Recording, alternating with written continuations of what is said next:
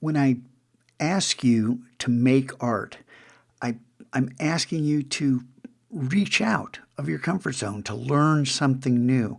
When I wanted to introduce isometric art into the Mac Lab a few years ago, I mean, I looked at third-party tutorials. I tried to work through their steps. None of it felt right.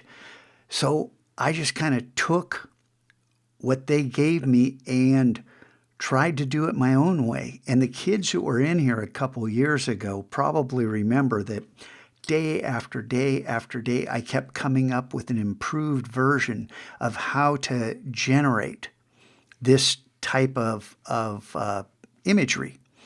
And it actually evolved to the point where I had written complete sets of actions which allowed you to draw in simulated 3D space in Illustrator, and then take these files into Photoshop, and this is built with a specific color harmony. And then, I ran through a whole bunch of layers, but I'm not going to go through those. I'm just going to turn everything on, and this is where I ended up. This is where it started. This is where I ended up. There's no path from here to here. There's no way to organize the steps in order to see where this goes. It was pure experimentation, just trying stuff. And yes, I ran into a lot of dead ends and stuff didn't work and I would start over. That's the whole point. If you don't have a specific idea, I want to draw my dog. Okay, well, go ahead.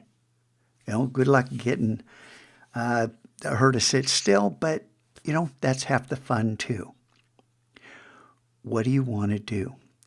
Yesterday was a t-shirt and a graphic and a story that I told you. This is about experimentation, and it didn't start with experimentation. It started with this idea that I wanted to work with isometrics. So what do you want to do? How will you learn it? Reach out to third-party tutorials. YouTube is packed with tutorials, and hey, Scotchko, I don't have Illustrator and Photoshop. Well, that's fine. There's all kinds of free apps out there. Oh, but Gravit is giving me trouble. Well, then use a different app. You have to be resourceful. Remember grit? Remember growth mindset? When you hit a wall, you get up. And don't run straight back at the exact same wall. Look for a door. Look for a way around it. Look for a different path. Maybe you can get over it or under it. There's all kinds of different ways to solve these creative problems. There is no one way. You have to reach out and search and try new things. It's fun. Literally, it's fun to try new things.